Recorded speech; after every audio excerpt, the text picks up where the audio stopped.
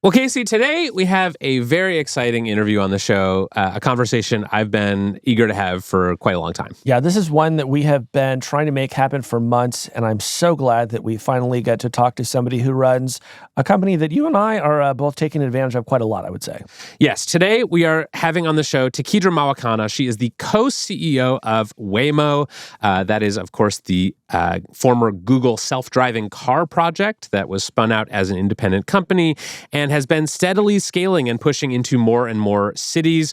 Over the last year, Waymo has gone from operating just in San Francisco, Phoenix, and LA to having a small fleet in Austin and Atlanta. And just this past week, we learned that Waymo is beginning to test its cars on the streets of New York City. That's right, Kevin. But at the same time, as Waymo has expanded, there have been more and more questions about what it means that there are more autonomous vehicles on the road. Will they be taking jobs away from human drivers? And in June, 5 Waymos were destroyed during ICE protests, and some questions were raised about what sorts of camera footage Waymo was sharing with law enforcement. Yes, I think this is one of the most fascinating companies in all of technology right now, and I think the problems that they face are genuinely new and interesting. And so I'm excited to talk to Tekedra about it. Let's bring her in. Thank you. Thanks so much for having me. We're so excited to talk to you, and we have a bunch of questions for you. But I want to start with a question I saw online recently, which is, why did they call it Waymo and not Google Drive? So it was Google self-driving car project before it spun out from Google. And I wasn't here when the decision was made to name the company Waymo, but I was really surprised when I showed up for my interview that such a decision had been made, because obviously it spent like all of these years being the Google self-driving car project, and then we had to make the world figure out what in the heck did Waymo mean. Another huge win for the Google marketing department. So Casey and I live here in the Bay Area. We're used to seeing Waymos all around. I don't even really notice them anymore. But this is not the experience that most people in America are having. Give us a sense of where Waymo is in its expansion. Which cities are you in? Where are you going next? Yeah, so right now we're right here in San Francisco, also Los Angeles, as well as Phoenix, where it all started. We're also in Atlanta, as well as Austin. And we've already announced that we'll be in Miami later this year and in Washington, D.C. next year. Beyond that, we're really excited. You're going to start to see our cars in a lot of cities. If you think about our business as far as scale, we're currently giving hundreds of thousands of rides every week. And in all likelihood, by the end of next year, we will be offering around 1 million rides per week.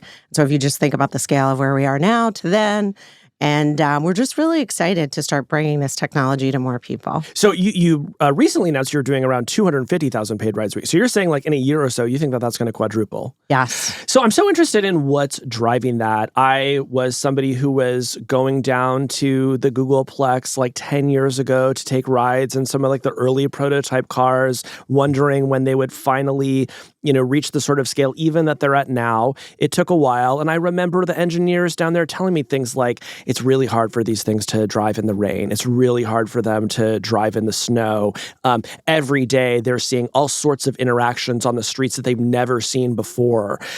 So what have you all managed to do that has kind of helped to figure out those problems and let you launch in more places?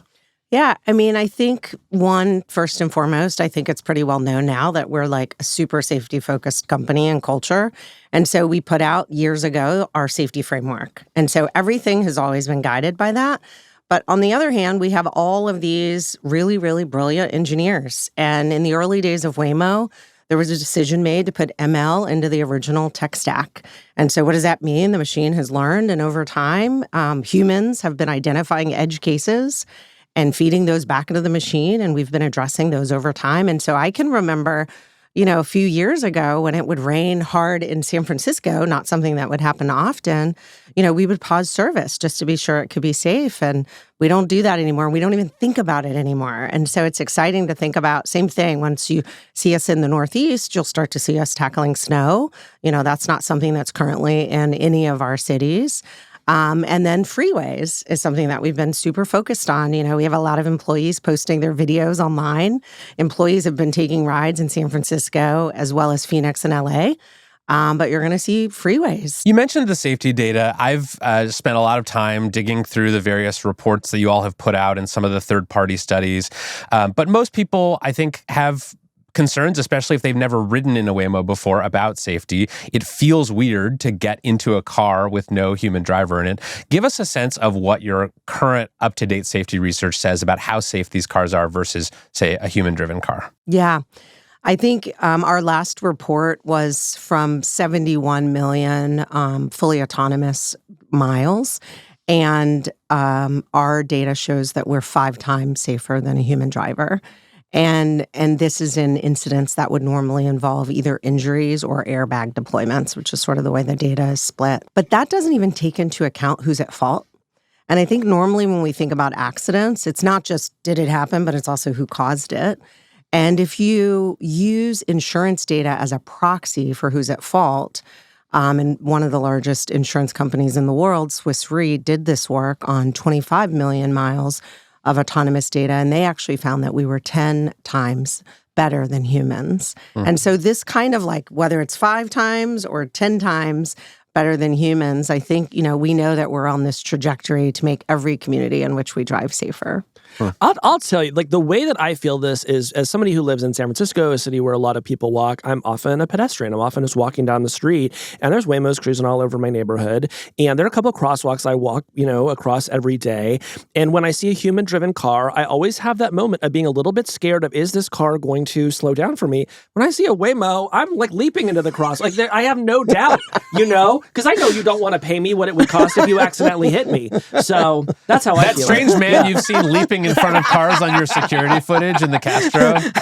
That's Casey. No, but this is an interesting question because Malcolm Gladwell recently had a very sort of interesting and funny take on this, where he said that the reason that Waymo and self-driving cars in general will never work is because they're effectively too safe. That people are just going to start jumping out in front of these things. Pedestrians won't sort of give them the right of way because they know that the minute that the car sort of senses that they're in front of them, they're going to slow down and stop. So he said basically there's sort of a sort of deterrence effect that is lacking here because these cars are so safe that it's just going to end up clogging up streets and people will be jaywalking all over the place. What do you make of that argument? Yeah, I think it's important to ground this in the why, right? Like, it's so depressing and no one likes to think about it, but 40,000 people killed on the roadways. Yeah. Whether people are... Every year. In America. In the U.S. Yeah. And so I think if you ground it in the status quo and you say to yourselves okay, let's imagine a world where, yes, some number of humans are going to create congestion by believing that these cars are part of a gamification opportunity. But for a lot of people, it's just going to make everything safer. And so that's really what we stay focused on. It's is the status quo acceptable? No. Can this technology improve road safety? Yes. Can we figure out also how to delight people who otherwise have other options? Yes. And so that's really what we're focused on. And I think the riders continue to give us the feedback that this is meaningfully improving their lives. We launched the teen product in Phoenix this year. And it's just, there's so much demand for working parents who just want a safer option for their kids. And so, I think more people are going to benefit than not.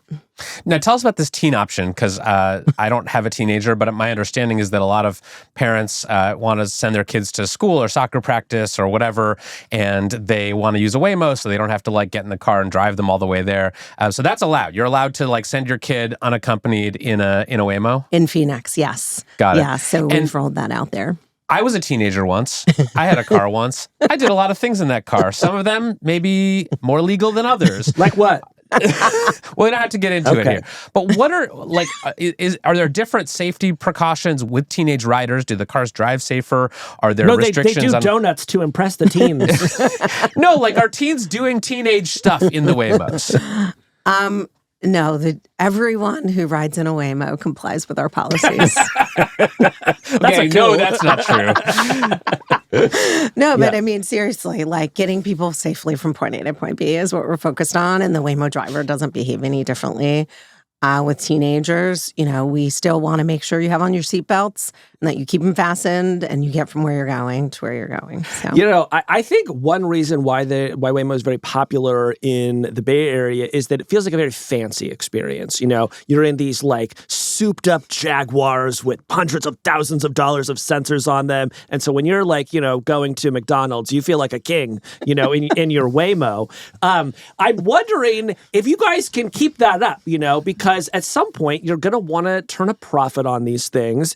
And I'm imagining you would love to make a much cheaper version of this car. So how are you thinking about the trade-offs that you make between getting to profitability and having this kind of premium experience? Yeah, I mean, think about us as in these early days. You're right. We used to have the Chrysler Pacifica minivans when we first launched in Arizona. Then we moved into these JLRs. We then have the Zeekr vehicles coming off the line. We have Ioniqs that'll follow. And then think about in the future state, we're going to have tiers of products available, right? Like there's going to be people who want the date night experience. That's going to be different than the people who have the soccer team experience. And so we're thinking about these as like product offerings over time. And that's how you'll see us scale, not only in the US, but globally. There are going to be cities across Europe where we need a small vehicle form factor. So we're really thinking about not only the experience once you get in the car, but what is that use case that people are most likely to adopt? I want to ask about two bottlenecks or potential bottlenecks that I see coming for Waymo that are already starting to play out. One is the supply chain. Waymo has been interested in sourcing vehicles from a Chinese company, Zeekr, for many years now. I believe you already have some of those up and running. But the Trump administration has not been a fan of bringing in Chinese electric vehicles. There are these new tariffs on top of some older tariffs that now make the tariff rate on a Chinese EV imported into America something like 250%. How is Waymo dealing with that with its Zeekr deal? Are you just swallowing the tariffs and the additional cost of this? Have you found some waiver or exemption or way around that? What is the current state of your Chinese supply chain? So we are, like everyone else, staying abreast of all of the developments that are happening with the administration. We have a number of the cars in the U.S. already, and we've been testing them, and our plans haven't changed. We still plan to scale with those vehicles. At the same time, like I mentioned earlier, we have a whole host of OEM partners. So we are also focused on how to make sure we're scaling with them in order to have the right amount of diversification on this specific issue. But for all of our cars, we actually apply the Waymo driver at our facility, which is run by Magna in Arizona, Mesa, Arizona. And so all of our technology happens here in the U.S., and that's really important, right? I mean, at the end of the day, what, we think about a global supply chain as what pretty much every company has to deal with. But where this technology was born, where it's applied, where it's understood is right here in the U.S. The other thing I wanted to talk about is some of the opposition that Waymo's been getting from unions in some of the cities where you all want to operate, including New York City, where the TWU International President, John Samuelson, recently said, New Yorkers be warned, Waymo will turn pedestrians into cannon fodder and will block streets for emergency responders. Waymo isn't ready for NYC's streets, and the end goal is to replace rideshare drivers, taxi drivers, and transit workers with robots. Obviously, this is not something unexpected. You all have faced opposition before from people who say you are coming into our cities and trying to replace all of our drivers with robots. But how do you respond to that complaint? And more generally, how do you think about the political opposition that you are facing? I think, I would point to next month, actually October, will mark 5 years since we removed the drivers from every Waymo vehicle in Arizona. And there continue to be a host of people with driver jobs, and we didn't take those jobs away. I think at the same time, we're creating jobs, right? Like, as I mentioned, we have, people who are manufacturing and integrating the Waymo driver onto automotive vehicles. We have fleet techs who are maintaining the fleets. We have depot leaders as well as depot workers. And so there are jobs that are being created and there are jobs that will go away. I totally agree with that point. It's just not the case that they're all going to go away because of autonomous vehicles. And I think just like I can agree that some jobs will change, I think, hopefully they can agree that the roads should be safer. Hmm. Let's talk about another kind of opposition that we've seen to Waymo. In LA in June, you lost 5 Waymos during ICE protests. And it seemed that there was a feeling that Waymos either were or could become a part of the surveillance state. So what can you tell us about how Waymo interacts with law enforcement, and whether these protesters are right to be concerned that if a Waymo drives by them, that footage could go straight to ICE? I think we didn't view what happened in Los Angeles as in any way targeted to Waymo specifically. I mean, 5 Waymos were harmed, but so was a lot of other property, parking structures and other people's cars, personally owned cars, et cetera. And so we didn't think that that's related. I think on the question of, when and how law enforcement gets access to our data, we make that publicly known. We follow the sort of legal process to receive footage from our vehicles. And, we narrow the scope of that as needed because, at the end of the day, we need communities to be able to trust us. Not just trust us for the safety of our drive, but it's also, trust us that you understand what it is that we're doing with what we've captured. So you're saying that you are pushing back on law enforcement requests that you think are too broad? Overly broad, of course. Yeah. Of course. And, not only is it burdensome, but also that's just our process. I'm curious how you see the political dynamics playing out over the next few years. I mean, the last time cities in America were really faced with a whole-scale change to transportation was ride-sharing, when companies like Uber and Lyft would come in and in some cases kind of surreptitiously sort of just insert themselves into a city's transportation system, and they would sort of try to get really big so that by the time city council or the mayor or whoever sort of caught on, they already had this mass of customers who they could then mobilize to defend them, and they sort of pioneered this model of blitz scaling or just going really fast and hoping that you can sort of work out the regulatory issues later. Waymo is obviously taking a different approach. You can't really do that the same way. The cars, identify themselves visually, so you can't just sneak in the way that Uber did in some cities. You have to get permission, and you have to go through the procedural hoops, and you have to get city council on board. So I'm just curious whether you sort of think that's the path forward that makes the most sense, or whether you wish you could kind of do it the way Uber did. I think I'm kind of on neither extreme. One of the reasons we were able to launch in Arizona is because Governor Ducey issued an executive order. I think the bar of what you have to have already demonstrated you can do should be very high in that case. I don't think it should be your first market. I don't think it should be your second market. I think you should have a lot of data. But I do think if you're willing to be transparent with the public and enter that market, I don't think that the bar needs to be a complicated regulatory framework. So this is sort of the debate that's happening is how much regulation do you need in order to get to that sweet spot? I think it's going to depend. I think there's some places that aren't going to take a heavy hand there. I don't want safety to be sort of a race to the bottom, though. I don't think that doesn't help any of us if a lot of bad things start happening with other autonomous vehicle companies. And so this is where we're trying to strike the right balance. But move fast, break things, absolutely not, in any way, the way we think about it. It's more be super deliberate and deep engagement. But where we could have a fast movement on the policy side, that would be great. Let's talk about Tesla. They have rolled out their own Robotaxi Speaking of service. race to the bottom on safety. They are now operating autonomous taxi services in Austin, one of the cities that Waymo is also in. They are clearly trying to compete with Waymo. They're taking a different approach, using only cameras on their vehicles instead of these more expensive LiDAR sensors. Do you see Tesla and what they're doing as direct competition? Are you worried about it? Are you making any changes to your plans based on what they're doing? We have sort of always thought there would be many, many players. I mean, remember It was a crowded field for a long time.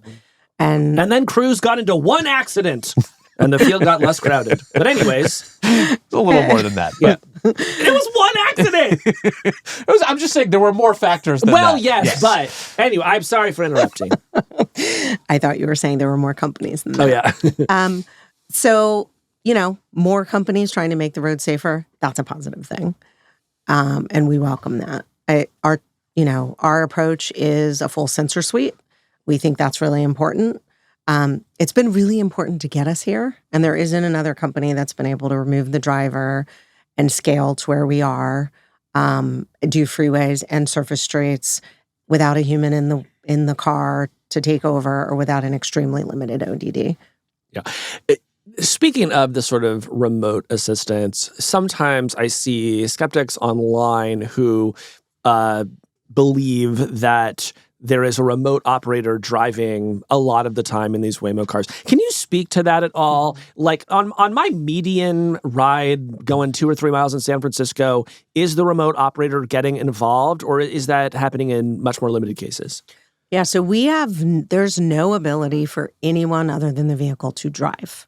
We do not do teleoperations. We do not do remote driving. It is all onboard software system. So that is, to us, that's the definition of autonomous. Yeah. It's like it is operating fully autonomously. What will happen is, there's 2 sort of ways that data can be shared in your experience. One is rider support. You push the button, someone talks to you. That's a group. They have nothing to do with the driver function. The other is, in kind of to the conversation we were having before, there's a flooded road a year ago. There's no road anymore. That's a place where the car might stop.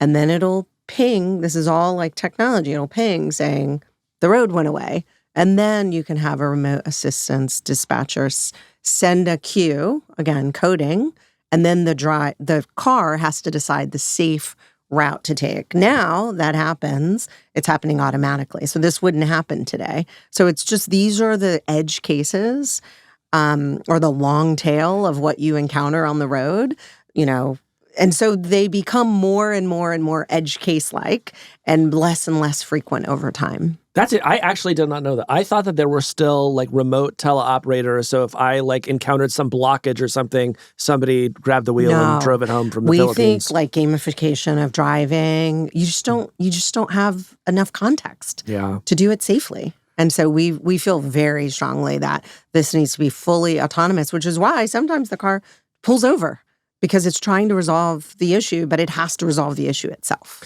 Well, I'm a little disappointed because I was going to ask you if Kevin and I could spend a day remote driving the Waymos. No, you cannot. I thought it'd be a fun team bonding experience. You're stepping on my other pitch, which is that every Waymo in San Francisco should automatically start playing the Hard Fork podcast whenever you get in. Just an idea. Speaking of product feedback. Oh, here we go. Tekedra.